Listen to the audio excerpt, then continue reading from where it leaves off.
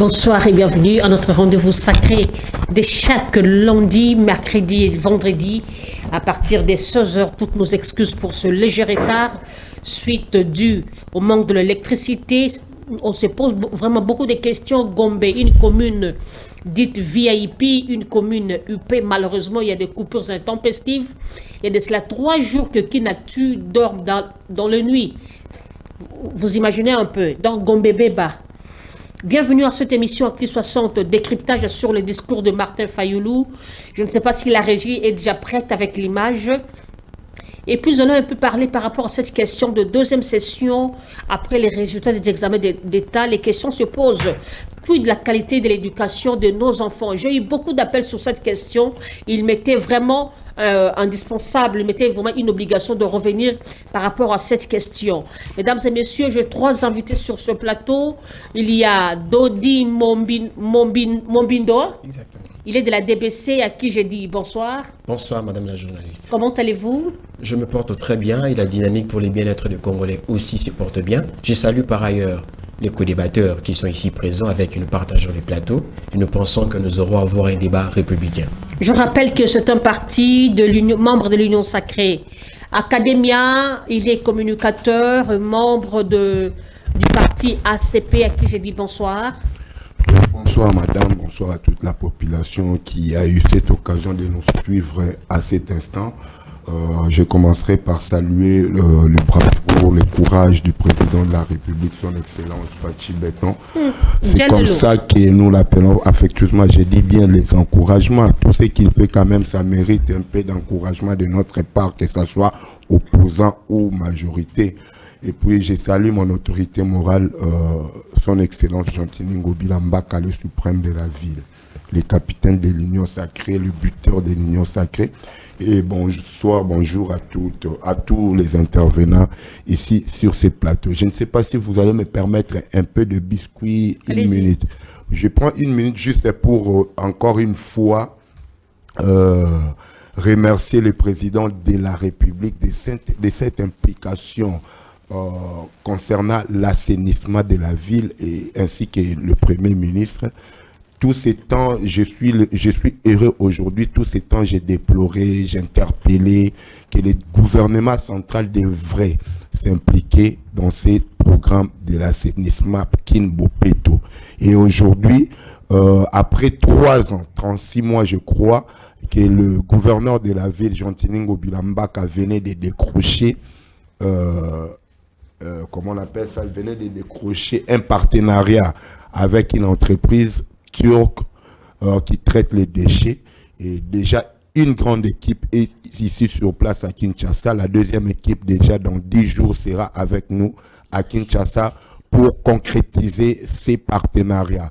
Encore une fois, je remercie Jean-Tiningo Bilambaka pour son esprit managérial qu'il est en train toujours de faire tout pour que Kinshasa rayonne, Kinshasa soit revêtu de sa plus belle robe. Merci. Et voilà. Il y a Serkit, il est analyste politique indépendant, à qui je dis bonsoir. Bonsoir madame la journaliste, bonsoir aux co-débatteurs, bonsoir aux téléspectateurs. Je vous remercie pour votre invitation. J'espère que le débat tournera autour des idées, de la thématique. Et je salue également mon médecin traitant, parce que je dois avouer que je suis un peu souffrant. Si vous me permettez, je peux essayer un peu de rappeler que l'IGF est en train de construire le long de rail, servitude du rail, et je ne sais pas, lui en tant qu'inspecteur, qu'est-ce qu'il pense. Donc c'est vraiment regrettable de voir que le gouverneur de la ville de Kinshasa voit ça, le ministre de l'urbanisme voit cela, et tout le monde, toutes les autorités passent devant ce bâtiment. C'est de l'investissement. Le contribuable congolais a investi et dans le néant, parce que soit c'est le bâtiment là qui sera détruit, démoli, soit on sera obligé de déplacer les rails tout en tenant compte des difficultés, des contraintes qu'il va falloir encore acheter ou comment est-ce qu'on dit, récupérer d'autres terrains déjà occupés ailleurs par des particuliers. Donc j'attire l'attention du Premier ministre, du ministre de l'Urbanisme, du gouverneur de la ville de Kinshasa a fait que cette situation soit vraiment une situation favorable au climat et non une destruction comme on voit l'anarchie à Kinshasa. Du chef de l'IGF, c'est vraiment regrettable. Et voilà. Merci. Avant d'entrer dans notre vif du sujet et de demander la vidéo, j'aimerais aussi marteler sur cette question. Il y a eu, depuis le 31 décembre, licenciement abusif de 17 cadres du BSECO. Ils ont été révoqués sans cause, sans préavis, sans pour autant qu'ils soient entendus. Malheureusement, ils sont privés de leur décompte final. Lorsque nous parlons de l'état des droits, nous devons le vivre en acte aussi. Et voilà, je souhaite beaucoup de courage à vous qui êtes frappés par rapport à cette sanction. Claude Nzaou Anzaou ainsi que vos compagnons, soyez forts. Je demande à la régie de nous balancer la vidéo du discours de Martin Fayulu. 5 ans après le plus grand hold-up électoral africain du siècle, notre pays va très mal et rien ne marche. Quand on voit la légèreté avec laquelle les institutions de l'État regardent tous les signaux qui assombrissent le ciel de notre patrie et qui risquent de conduire le pays à un chaos aux conséquences incalculables, comment ne pas faire le constat que le Congo est miné au sommet de l'État par des forces centrifuges qui travaillent à sa balkanisation. Là où les Congolais espèrent un processus qui va sauver la patrie en danger, les ennemis de la République concoctent une logique électorale qui parie fondamentalement sur la tricherie. Congolaises et Congolais, surtout, ne minimisons pas les enjeux des élections constitutionnellement prévues pour la fin de cette année 2023. Toutes les stratégies que développe Félix Tshisekedi et ses acolytes de l'Union sacrée n'ont en réalité qu'un seul but: vider de son sens cette expression qui hante leur conscience depuis 2018, à savoir la vérité des urnes. Au-delà de tout, j'aimerais tout de même prodiguer un conseil à M. Félix Tshisekedi. Prenez la mesure de la gravité de la situation et arrêtez de jouer avec le feu. Le moment vous est venu de regarder en face la vraie nature des souffrances que vous infligez au peuple congolais. Et voilà, nous revenons sur ce plateau. Merci à Richard Mouton, à Richard Machita. Je commence avec Dodi. Comment vous décryptez le discours de Martin Fayulu? Merci beaucoup, Madame la journaliste, pour l'octroi du verbe une fois accordé. Nous pensons que M. Martin Fayulu a fait, n'est-ce pas, ce qu'on appelle en français un raté médiatique. Un raté médiatique, pourquoi? Parce qu'en réalité, vous savez, dans des pays développés, l'opposition fait aussi mention des palliatifs. C'est-à-dire que vous êtes en train de fustiger sur la gestion, mais vous mettez aussi sur table des éléments qui font en sorte que la République, n'est-ce pas, puisse quitter dans une mauvaise gestion pour une bonne. C'est ça qu'on appelle opposition. Vous vous opposez sur la gestion. Alors, du fait que vous vous opposez sur la gestion, alors, quels sont les palliatifs que vous mettez sur table? D'ailleurs, vous n'allez pas aussi chercher à faire en sorte que, à tout moment, qu'il puisse avoir des discours tels que M. Martin Fayulu vient de les faire. Moi, je me dis que c'est vraiment un raté médiatique. Alors, les pays sont censés avancer. Nous sommes censés avancer et surtout, nous allons parler actualité. Actualité, pourquoi? Parce que, Madame la journaliste, chers téléspectateurs, à votre connaissance, nous mettons sur table que la République démocratique du Congo a à son actif, déjà depuis avant-hier, 30 véhicules militaires blindés tactiques pour le camp des FARDC. Et avant-hier, le président de la République a pu recevoir, émanant des Émirats arabes unis, $1 milliard pour le compte d'appui à l'investissement. Alors, toutes ces choses-là sont censées être mises sur table afin que le Congolais puisse savoir que le président de la République est en train de se battre d'arrache-pied pour son bien-être, tel que le mentionne notre parti qui est dirigé par le professeur Papi Fernand Kimwanga, que j'ai salué déjà en passant. L'opposition d'aujourd'hui, n'est-ce pas, madame la journaliste, n'est fait aucunement mention de proposition. Moi, je me dis que nous sommes... L'opposition d'hier avec Félix Tshisekedi faisait quelle mention de proposition? Par exemple, je vous dis ici, vous vous rappelez une fois, il y avait marche non loin du siège de l'UDPS où il y avait des policiers qui étaient venus en train de faire toutes sortes de désordres, il y avait des gaz lacrymogènes et il y a une vidéo d'ailleurs du chef de l'État actuel qui était anciennement opposant, disait que Bozo Futa Mamabe.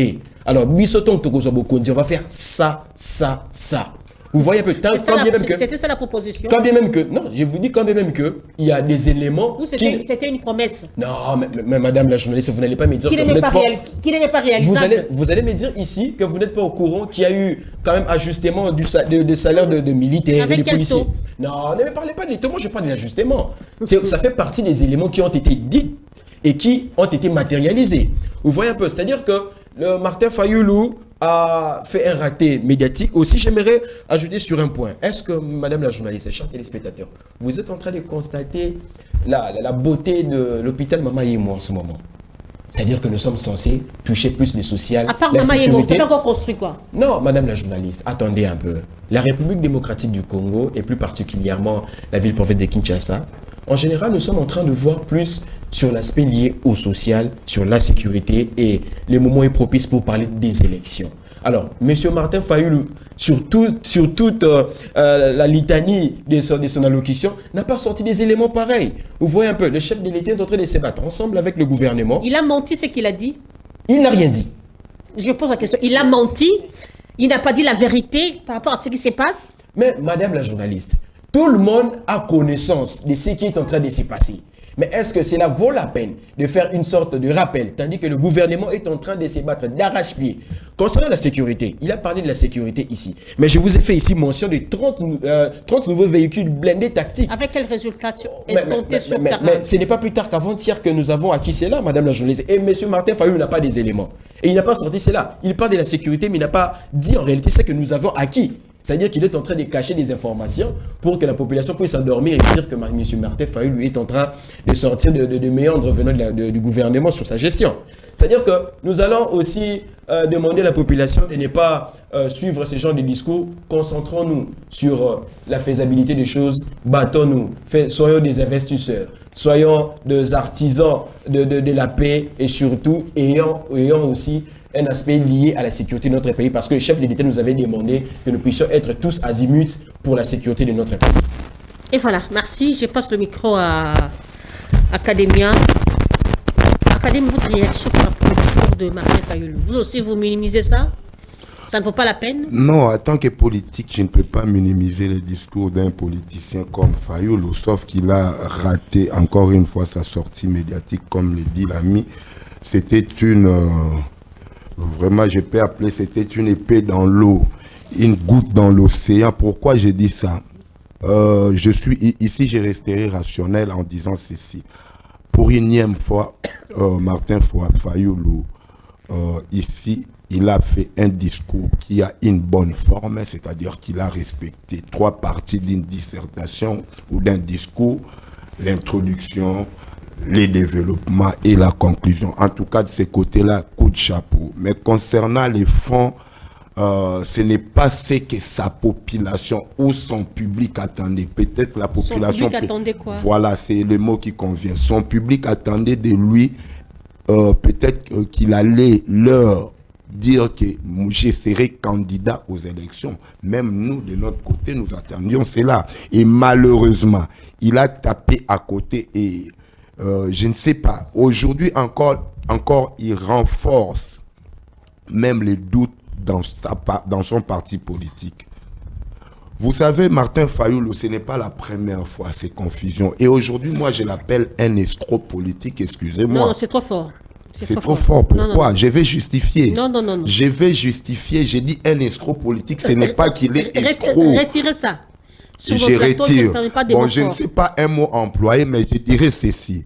Martin Fayoulou est en train de jouer l'hypocrisie avec son public ou ses militants ou ses membres du parti. Lorsqu'il interdit à ses membres du parti qu'ils n'allaient pas postuler, on n'ira pas aux élections avec ce que Kadim est en train de faire.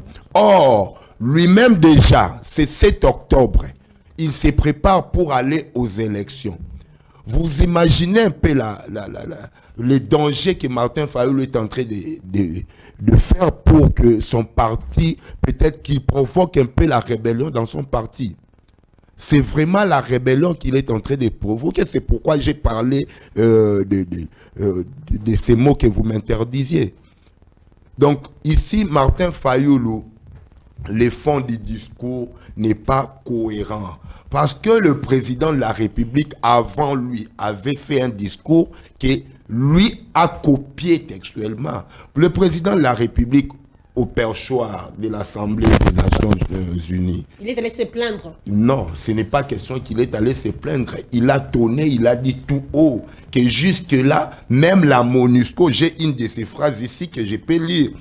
Il est illusoire et contre-productif de continuer à s'accrocher au maintien de la MONUSCO. Ça, ce n'est pas se plaindre. Pourquoi seulement... Attendez, Écoutez, s'il vous madame, plaît. je vais Pourquoi achever les mon discours- idée. Allez-y alors. Donc, ici, Martin Fayoulou, tout ce qu'il est en train de déplorer, la guerre à l'insécurité à l'Est et tout consort, il se rejoint à ce que le président de la République a dit. Donc, son public n'attendait pas ceci. C'est le président de la République qui doit s'adresser aux autres qui sont à la hauteur, qui sont l'auteur, pardon, de cette guerre, de cette insécurité ici dans ces pays. Lui, Martin Fayoulou, c'est les auteurs de cette insécurité. C'est un président élu, entre guillemets, selon lui. Donc, il ne devrait pas nous amener un discours pareil. Il a amené quel discours? Le discours qu'on l'attendait, je venais de dire, il devrait se prononcer sur son, comment on appelle, sa candidature. Qu'est-ce que sa candidature a à voir avec vous? Écoutez, madame, nous sommes pendant la période préélectorale.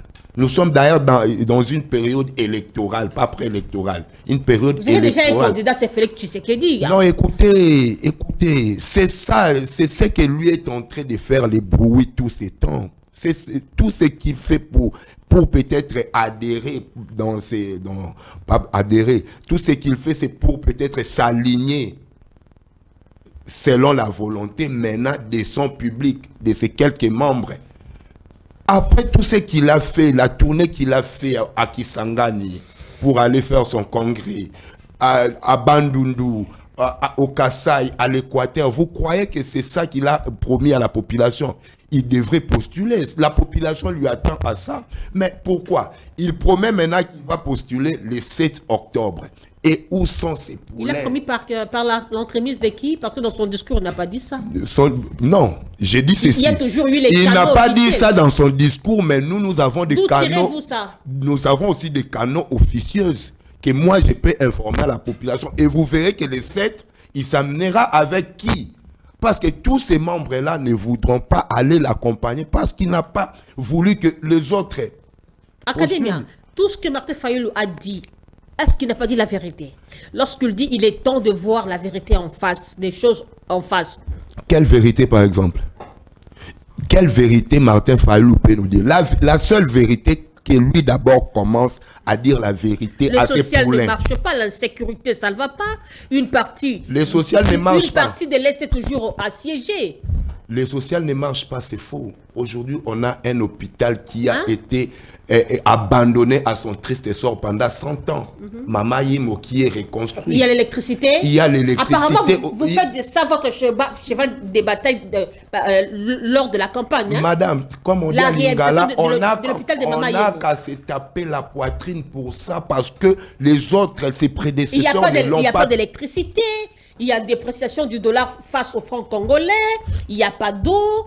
Les gens ne mangent pas bien. Le panier de la ménagère n'en parle même pas. Vous ne votez le social. Lequel social dont vous parlez? Vous croyez que tout ce que vous citez là, c'est seulement ici en République démocratique du Congo? C'est faux. Depuis qu'il y a eu guerre de l'Ukraine et la Russie, c'est ce qui a fait cette dépréciation. Ah bon? Oui, je vous dis. Mais gouverner, c'est prévoir. Il aurait fallu prévoir, non? Mais on a prévu. Quoi? Tout ce qu'on a fait comme, comment on appelle ça, j'avais écrit ça quelque part, tout ce qu'on a prévu comme, pour la hausse de carburant. N'est-ce pas qu'aujourd'hui, au lieu d'acheter les carburants, par exemple, à $3, ici, les litres, n'est-ce pas qu'il y a subvention de la part du gouvernement? Ce n'est pas prévoir.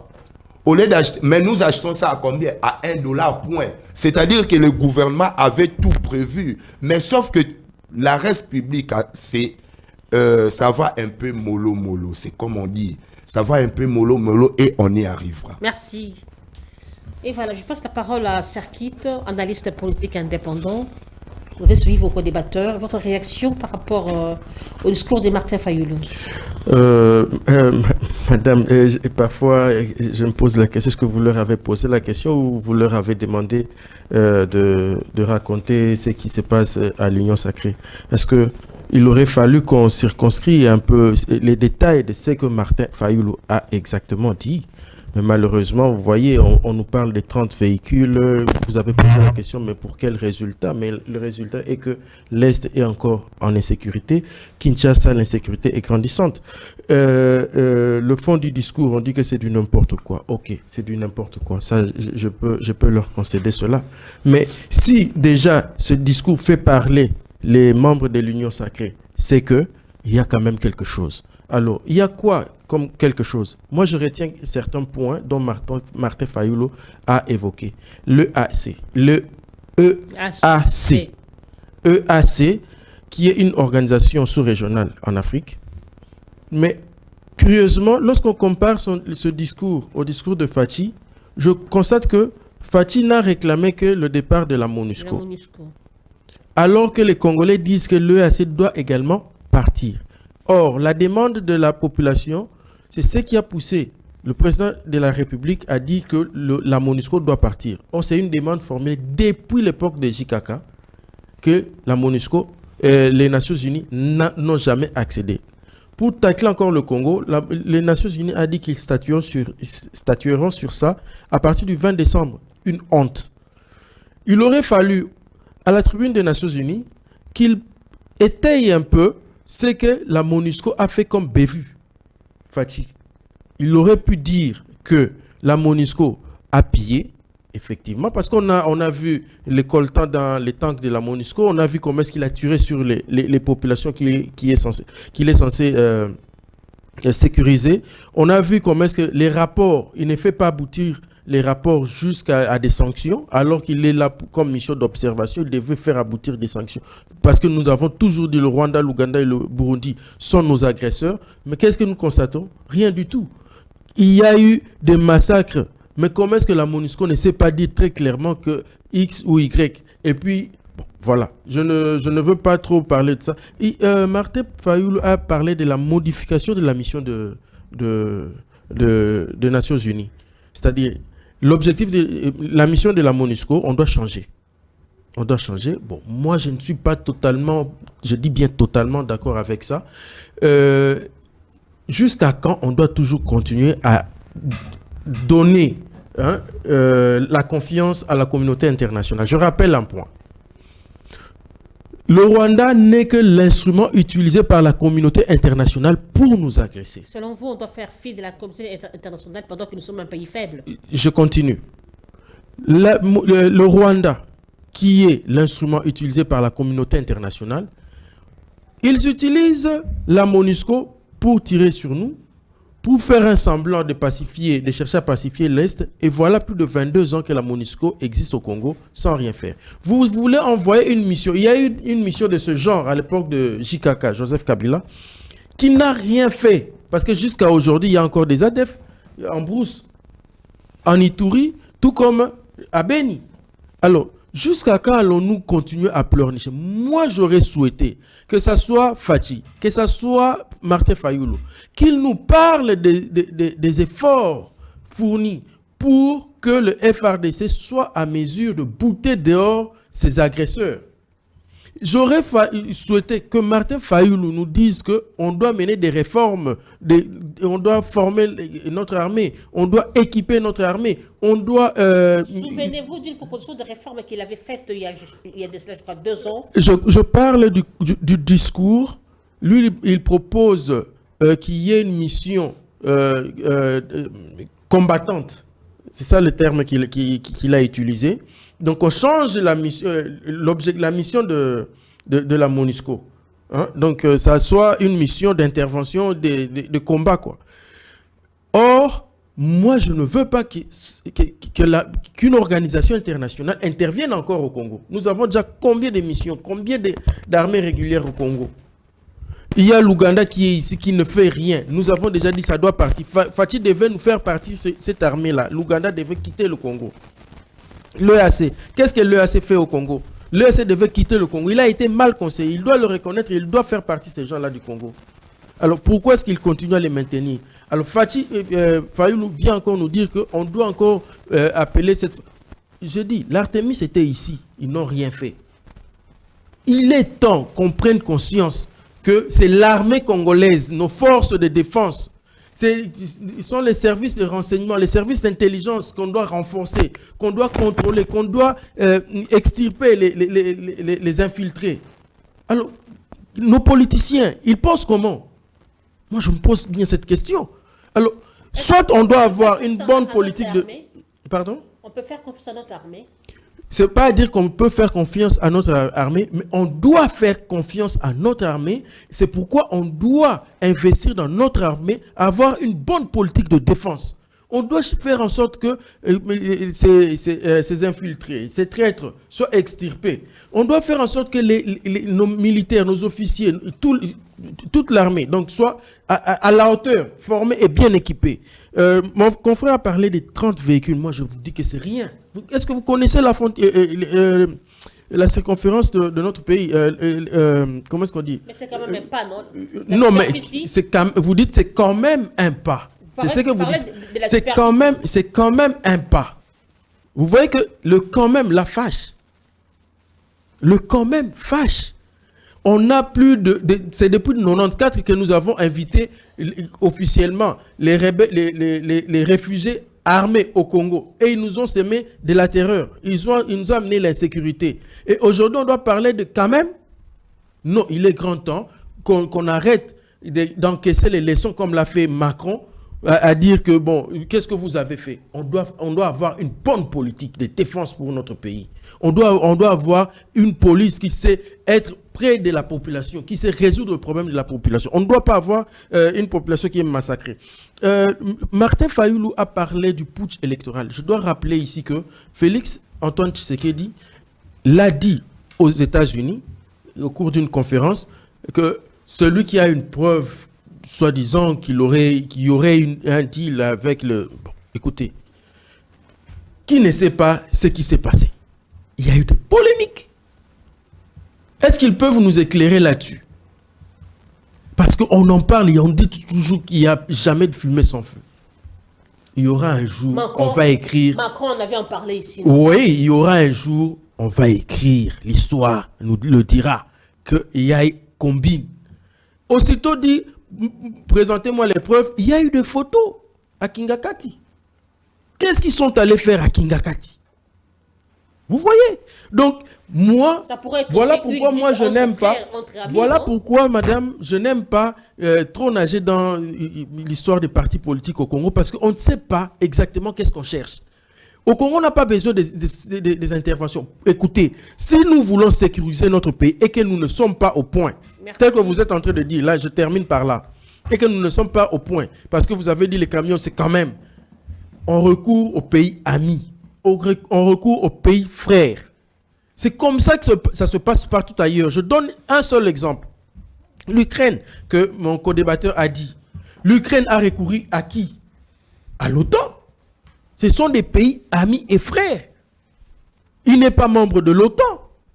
Mais ce sont des pays amis et frères. Ils sont venus directement en intervention. Lorsque nous, on avait des problèmes avec le Rwanda à l'époque de Mouzé, qu'est-ce que Mouzé avait fait? Il a recouru aux pays amis et frères. Donc on vous agresse à midi Et à 20h, vous voyez une intervention des pays amis et frères.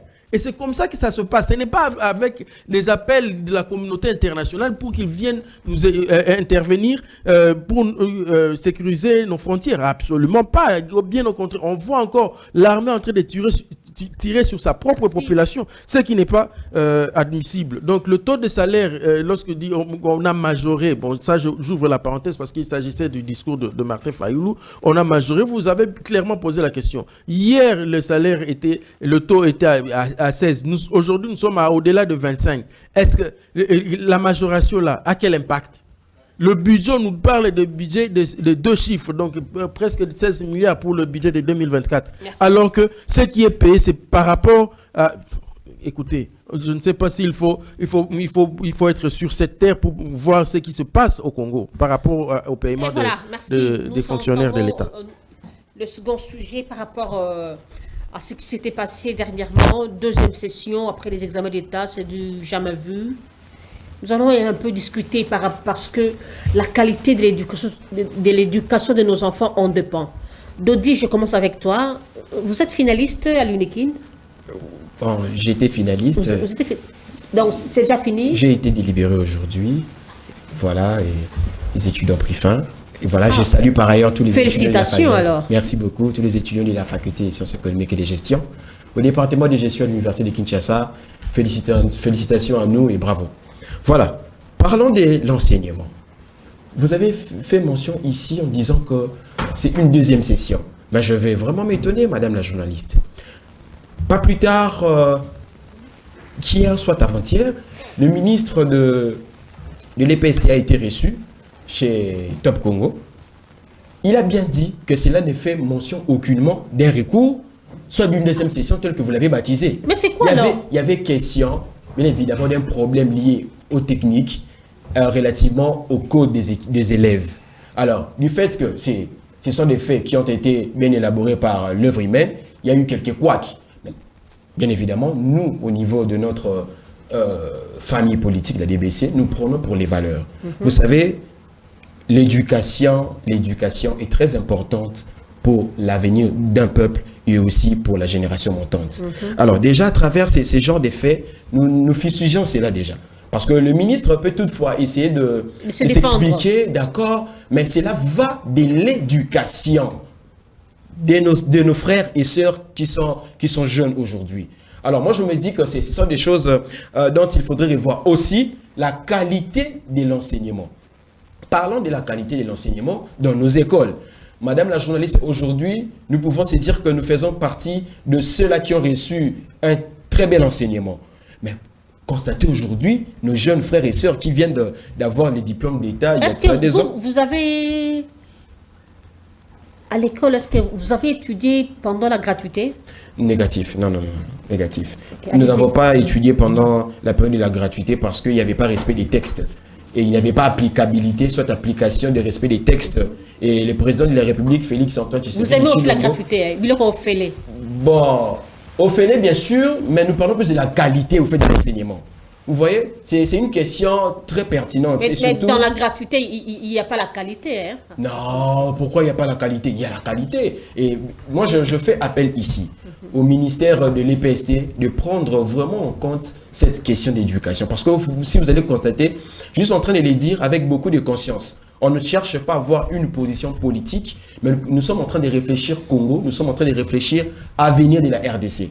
Aujourd'hui, nous parlons français, nous sommes en train de réfléchir parce que nous avons été bien éduqués, nous avons été bien formés déjà au bas de l'échelle et jusqu'à ce niveau et nous voulons à ce que les choses soient bien faites. Alors, j'aimerais aussi demander, rétropédaler un peu, suite à ce que mon aîné venait de dire tout à l'heure, quand il y a des soucis, il faudrait recourir aux pays amis, aux pays frères, mais c'est ce qui a été fait. Je l'ai dit ici tantôt. Le président de la République, grâce à sa force diplomatique qui est vraiment méticuleuse et aussi à saluer, nous avons eu à bénéficier de 1 milliard de dollars d'appui à l'investissement. La RDC est en train de souffrir, ça c'est vrai, du côté social, mais quid comment décanter la situation? Comment décanter la situation? On peut décanter la situation par la production locale et aussi par les interventions extérieures. Et du côté sécuritaire, vous avez parlé de quand même, d'accord, mais ce qui est le plus important, le chef de l'État ensemble avec le membre du gouvernement sont en train de se battre d'arrache-pied, nuit et jour, afin de décanter la situation, parce que les problèmes sont très, très avérés, madame la journaliste. Et là, en tout cas, on doit être honnête et sincère. Et pour chuter quant à la question posée relativement au ministère de l'EPST, pour nos jeunes frères et sœurs qui ont, n'est-ce pas, eu à obtenir leur diplôme d'État, je demanderai aux institutions supérieures qui sont liées à l'enseignement d'être très rigoureux du côté recrutement des élèves. Parce que aujourd'hui, nous sommes en train de constater que c'est tout le monde qui a un diplôme d'État et c'est tout le monde qui n'a pas de niveau. Alors, ça frise, ça met mal à l'aise. Alors, il faudrait que les institutions supérieures universitaires puissent prendre en compte, en tout cas, cet aspect des choses avant de recruter. Pourquoi pas avoir un système aussi de, comment est-ce qu'on appelle ça, de rétropédalage. Est-ce que vous n'avez pas constaté que l'éducation de nos enfants ne fait que se rabaisser? Bien sûr, ça c'est vrai, ça on doit l'avouer.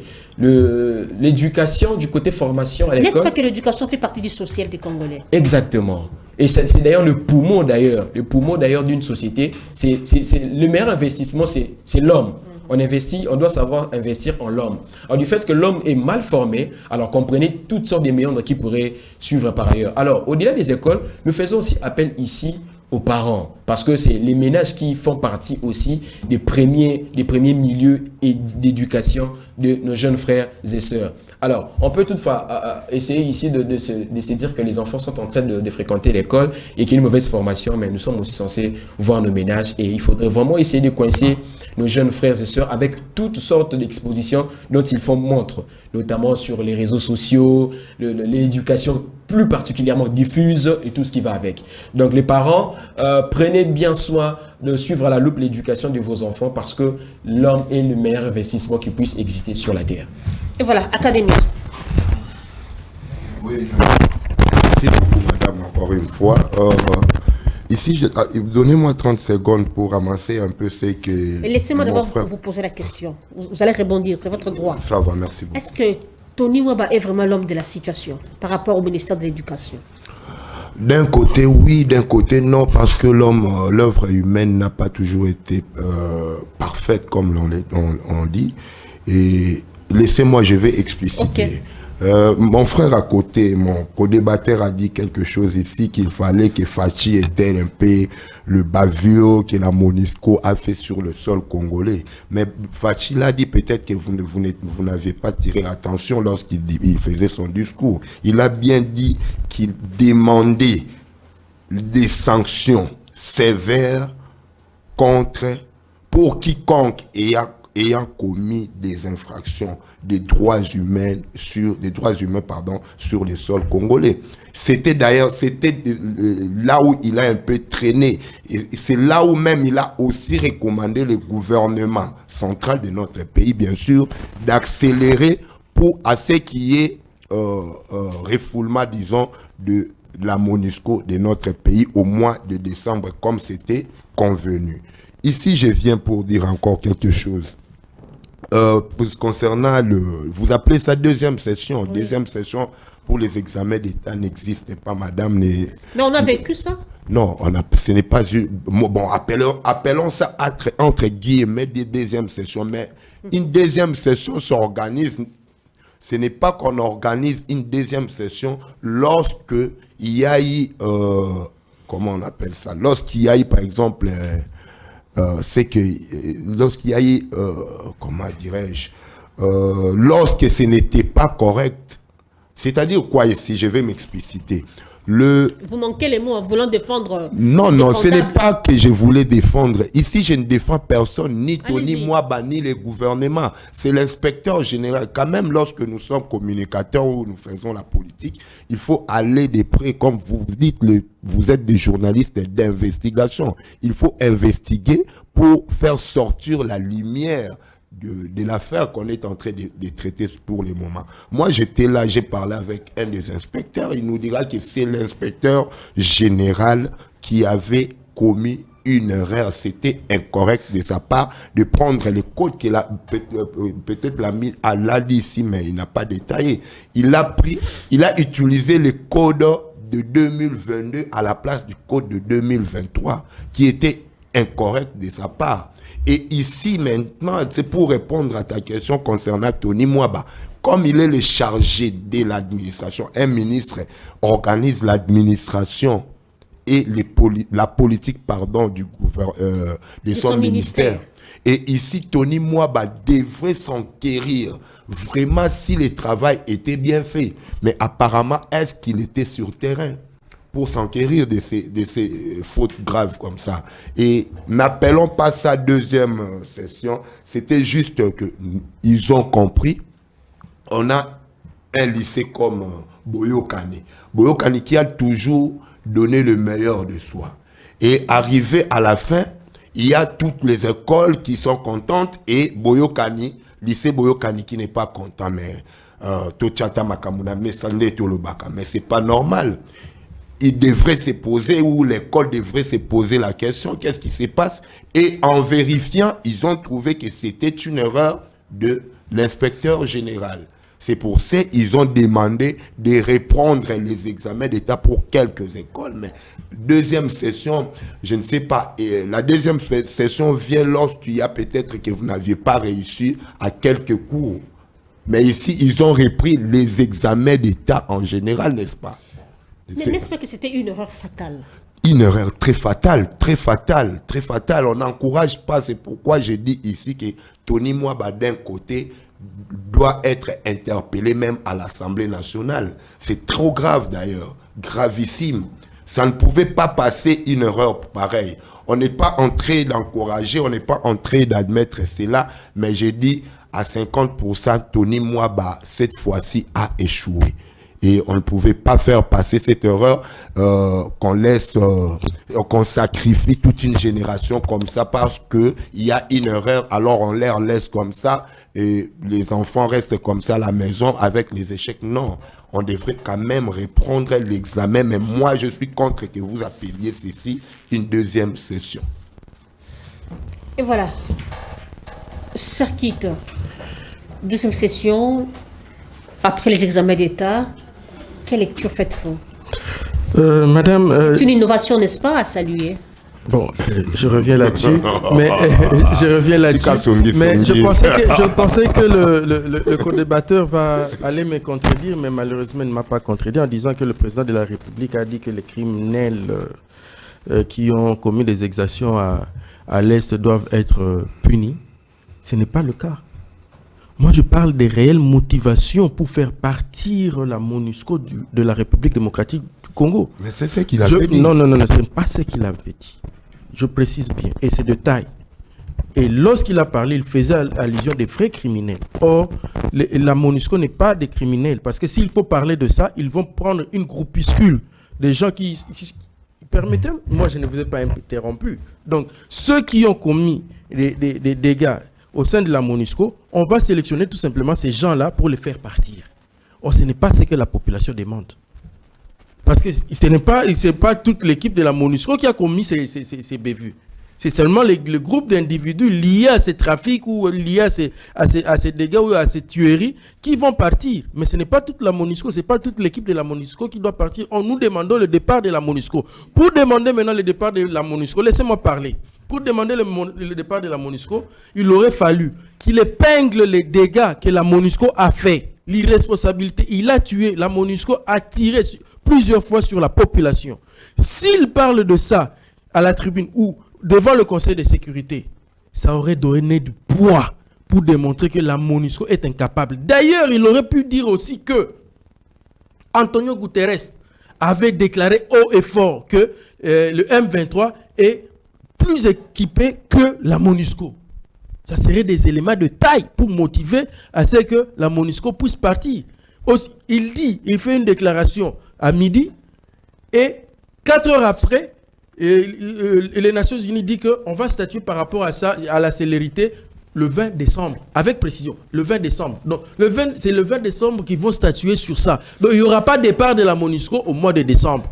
Retenez bien cela. Je reviens maintenant sur la question de l'enseignement. Écoutez, madame, c'est ridicule, hein, c'est vraiment triste. Et, le gouverneur de la ville du Nord Kivu, lorsqu'il y a eu massacre, on avait dit, il a fait la ronde et puis il a vu que 6 morts. Il n'a vu que 6 morts. Alors qu'on parle des centaines, des dizaines de morts. Plus d'une centaine de morts. Lui, il n'a dit que 6 morts, alors qu'il est gouverneur, à moins de quelques kilomètres de son bureau. Interpellé à Kinshasa, l'irresponsabilité. Lorsqu'on ne sait pas bien contrôler les choses, on arrive à ces résultats de l'enseignement. C'est-à-dire, bien avant qu'il y ait cette histoire de recours ou bien, je ne sais pas quel mot vous pouvez utiliser, eh bien, les gens disaient déjà qu'il y avait des impayés de 2022, les inspecteurs, les correcteurs de 2022 qui n'étaient pas payés. Pourquoi avoir changé l'équipe alors que vous avez des insolvables qui réclamaient tout simplement leur mot solo? Il fallait les payer. Tout part de là. Vous incriminez l'inspecteur et tout, mais à un moment donné, ils ont couvert. Lorsqu'il y avait ce ridicule, lorsqu'on a dit que telle école, on a publié l'ancien résultat. Mais pourquoi il y a eu cette erreur? C'est un sabotage. Ça prouve déjà qu'il y a eu tripotage dans la publication. Est-ce que toute cette publication est vraiment la vraie publication? Voilà pourquoi moi je loue l'effort de Koutoumi Sakiota. Koutoumi Sakiota a sécurisé. Est-ce que quelqu'un qui a l'amour de sa nation peut tripatouiller vraiment? Loin de là. Vous savez, même si vous arrivez dans les pays d'ancienne démocratie, il y a toujours cette histoire de vouloir tricher, à obtenir des choses par la facilité. Mais pourquoi avoir justifié que il n'y a pas eu un paiement, il n'y a pas eu conflit avec les inspecteurs avant tout ceci? Parce que après publication, la publication ordinaire qu'il y a eu, après publication, mais le ministère a communiqué que tout allait bien. Mais là, lorsqu'ils ont annoncé qu'ils vont faire les recours, ils vont publier les recours, je ne sais pas moi, examen de récupération, repêchage et tout. Mais c'est une honte. Bon, certes, les recours, ça existe, mais de cette ampleur, non. Comment expliquer qu'on publie une école avec l'ancien résultat? Est-ce que c'est l'ordinateur qui a fâché? Non. C'est Izalaki Obabengaka, règlement des comptes. Notre ministère n'a pas pu payer les anciens agents. Il y a des sérieux problèmes de paiement au sein de ces ministères. Est-ce qu'il n'était pas, les inspecteurs, il n'était pas impérieux de saisir les instances, des hautes instances? La politique est en train d'étouffer. La politique est en train d'étouffer l'administration. On a des hommes forts à la place des institutions. C'est ça la base. C'est ce que vous voulez. Mais il devait saisir dire. Même la primature, qui va saisir? C'est le syndicat. Le syndicat a parlé. Est-ce que le procureur s'est saisi de ce dossier? Rien du tout. L'impunité. Pourquoi? Parce qu'il y a des hommes forts. Le ministre, lorsqu'il dit, c'est Amen. Lorsque le directeur de cabinet dit, c'est Amen. Lorsque X membre du gouvernement dit, en rapport avec ça, c'est Amen. Mais lorsque les syndicats réclament, ce n'est pas Amen. Alors que le procureur devait se saisir de ce dossier. Mais la faute incombe à qui? Où sont nos procureurs? C'est pourquoi même le président de la République dit que la justice est en train de faillir. Est-ce qu'il faut faire un tableau pour montrer que les syndicats avaient réclamé, les inspecteurs ont réclamé? Je reviens sur quelques points qui ont été dits. La gratuité est garantie par la Constitution. On ne doit pas se taper, se bomber la torse pour ça. Si on n'exécute pas ça comme l'a fait les 18 ans de règne de Kabila, c'est une bêtise. C'est garanti par la Constitution. Donc on ne peut même pas dire louer ces... Je parle encore d'autres choses. On vante la construction des écoles. Mais écoutez, j'aimerais bien voir une école construite plus que le collège Boboto. Construit en quelle année? On nous construit des bicoques. Et on veut justifier 145 territoires. On a construit des écoles, etc. Avec des bicoques. Merci. Il y a un financement qu'on a attribué à l'église catholique pour la construction des écoles. Comparé ne serait-ce que ce que l'église catholique est en train d'exécuter et de réaliser. Par rapport à ce qui est réalisé dans les projets de 145 territoires, il y a mon Dieu, détournement sur détournement. Et c'est ridicule. On peut même aller plus loin. Mon frère, pour terminer par là, il a parlé d'une situation, là je reviens un peu en arrière. sur le financement de, soi-disant, Émirats Arabes Unis, ce qui n'est qu'une promesse. Moi, je vous ai parlé de la situation sécuritaire. Mon frère, il ne faut pas comparer l'économie à la sécurité. C'est comme ça que vous avez mal conseillé le président de la République en invitant, en faisant adhérer la RDC à l'EAC. Entre l'intérêt sécuritaire et l'intérêt économique, qu'est-ce qui prime? N'est-ce pas l'intérêt sécuritaire? Vous avez dit au chef de l'État d'aller, et que Kagame avait un agenda et un carnet d'adresses, allons chez Kagame. Et ça nous a engendré quoi? L'EAC qui est venu ici. Et le même président de la République, notre président, qui est mon président, il a dit, Kenya, Ouganda, vous ne jouez pas franc jeu. Et de la même façon, vous voulez dire que c'est ça qui viendra maintenant pour garantir la sécurité, l'argent financé par l'Émirat Arabe Unis? Moi, je parlais des vrais alliés de guerre. C'est-à-dire, on vous agresse à midi et à 20h, vous voyez cet allié descendre avec les équipements militaires, combattre aux côtés de la RDC. C'est comme ça que se déroulent les guerres dans les pays organisés. Merci. Et voilà, nous allons déjà faire la fin de l'émission. Vous avez 2 minutes pour rebondir. Voilà. Ne dépassez pas parce que sinon, si vous dépassez, vous n'aurez pas le mot de la fin. Merci beaucoup, madame la journaliste. Je pense que le débat semble être très républicain parce que nous sommes en train de parler sur des questions autour de la République et aussi il y a des propositions et il y a aussi compréhension. Alors, ce qui fait en sorte que les choses puissent bien évoluer. Alors, mon co-débatteur de l'autre côté, mon aîné, a dit qu'on ne peut pas louer la gratuité de l'enseignement parce que c'est garanti de la Constitution. Je n'ai pas dit ça. Mais on ne peut pas se bomber la torse, ce n'est pas louer. Voilà, bon, voilà, je vous le conseille. Vous ne pouvez pas se bomber la torse, mais allez-y comprendre que vous avez en votre actif un président de la République qui suit à la ligne ce qui est écrit. Alors, en réalité, cela est baptisé État des droits. Alors, c'est dans cet aspect que le président de la République est en train de s'inscrire. Alors, je pense que du côté sécurité, il y a beaucoup à faire. Il y a beaucoup à faire, voilà pourquoi nous sommes, nous, la DBC, qui sommes derrière le président national, Papi Fernand Kimbonga, font un appel vibrant ici aux gestionnaires du ministère de la Défense afin de prendre toutes les précautions de manière à ce que la situation de l'Est du pays puisse être décantée. Parce que c'est très misérable. On peut tout dire, madame la journaliste, on peut tout dire, mais ça ne va pas. Ça ne va pas. Alors, qu'est-ce qui manque à la RDC? Du côté effectif de militaires, en tout cas, je salue la bravoure, le courage des Congolais qui sont en train d'adhérer, qui sont en train de dire oui au FARDC pour sécuriser notre pays. Vous n'êtes pas allé? Vous dites? Vous n'êtes pas allé? Allié? Vous n'êtes pas allé vous faire recruter là-bas? Non. Moi, je vais défendre les pays autrement. Je vais défendre les pays à travers... Non, Kokimate, non, c'est même pas ça, en fait. Mais aussi, c'est grâce... Vous avez fait Kotakoli. C'est grâce aussi à l'esprit éclairé du chef de l'État, grâce à son implication et surtout à ce qu'il est en train de demander aux gestionnaires de la chose publique de temps en temps. Vous allez constater aussi qu'il y a, au niveau local, il y a des choses qui sont en train d'évoluer, notamment dans la commune de Kassavubu, dont je cite ici le savoir-faire de son excellence, madame la vice-bourgmestre, Sandra Monson Limité, qui est la gestionnaire des crédits, qui fait en sorte que les recettes de la commune puissent avoir une ligne unique pour amasser ce qui est des droits pour la commune de Kassavubu. Merci beaucoup.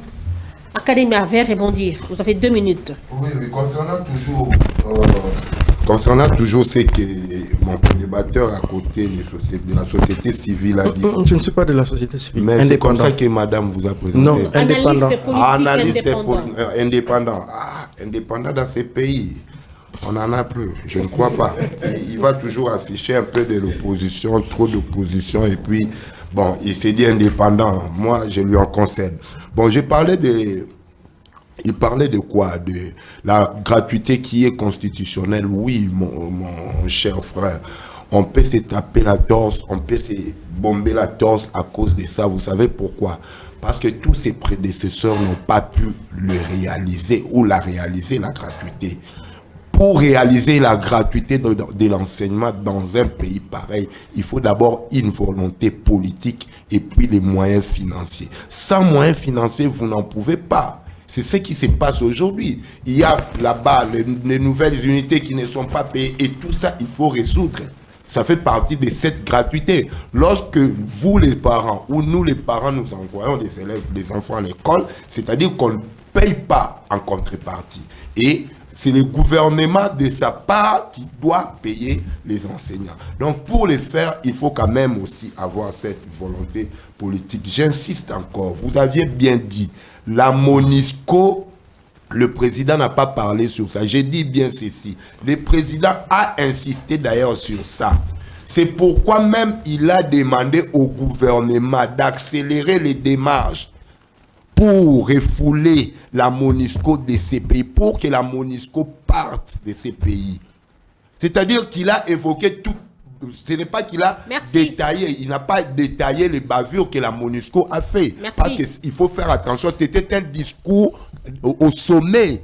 Vous ne pouvez pas alléguer le fait que vous n'avez pas plus de preuves. Academia. Donc, mais heureusement qu'il a dit que la MONUSCO a trop commis des bavures ici au sol congolais. Merci. Et elle doit partir. Heureusement qu'il m'a rejoint. Donc, il a dit exactement ce que moi je venais de dire concernant la MONUSCO. Donc, je ferme la parenthèse. Exactement. Je conclue. On a besoin d'industrialiser le pays. On n'a pas besoin de ces théories. La Constitution nous garantit bel et bien qu'il faut la gratuité de l'enseignement. Et j'ai même critiqué que les 18 ans des reines de Kabila, il fallait basser l'ango. Ils se justifient en disant qu'ils ont commencé quelque part et tout. Mais ça doit être effectif. Donc, quelque part, je soutiens. Le niveau de l'enseignement est en baisse. On doit marteler là-dessus. Le ministre des Droits humains, qu'est-ce qu'il fait? Voilà, donc vous avez complété. Donc, le ministère de l'Éducation, hein, c'est vraiment une honte. On ne doit pas se voiler la face. Pour terminer, madame, je dois remercier les co-débatteurs. Vous avez compris que nous avons besoin d'avoir la République démocratique du Congo s'inscrire comme l'Afrique du Sud dans BRICS, s'inscrire comme l'Afrique du Sud au Conseil, aux Nations Unies, un pays fort. Merci. Un pays pilote en Afrique. Votre mot de la fin. Merci. Veuillez conclure l'émission. Voilà, le merci. mot de la fin, 30 secondes. Le mot de la fin, je salue ici le savoir-faire de Monsieur Willy Ikuba Ikumba, qui, n'est-ce pas, est en train de se battre d'arrache-pied pour les habitants de la commune de Kasavubu sur l'entrepreneuriat. Il est en train de mettre sur place de crédit sur l'octroi de motos, de voitures pour le peuple de Kasavubu. Bon, et nous les saluons sur ça. Et aussi, je salue le savoir-faire des autorités de la faculté des sciences économiques et de gestion pour une qualité d'enseignement très avérée à l'université de Kinshasa, dont aujourd'hui les résultats sont palpables. Les étudiants des L2 ont été délibérés. Merci. Il y a des résultats probants. Félicitations à tous. Bravo. Merci. Académia.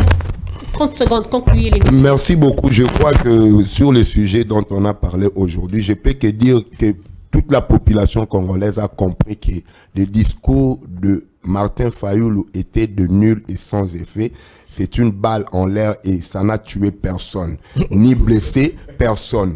Ici, il allait jeter tout simplement l'opprobre au président de la République pour déstabiliser. Et pourtant, aujourd'hui, tous les partis politiques en République démocratique du Congo, la majorité, allais-je dire, ont déjà entériné encore une fois la candidature de Fachi Beton.